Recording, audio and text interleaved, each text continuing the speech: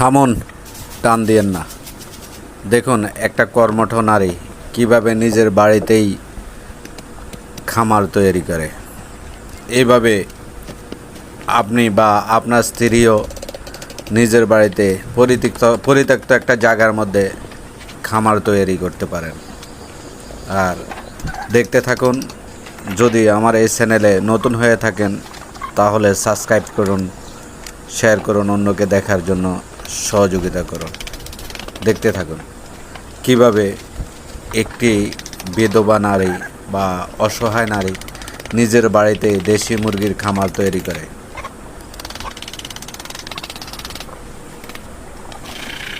দেখতে থাকুন। কাজ করলে স্বাবলম্বী হওয়া যায়, কাজ করলে লজ্জার কিছু নেই। সেই ক্ষেত্রে আপনি নিজেই বাড়িতে ছোট্ট পরিসরে একটা খামার তৈরি করতে পারেন।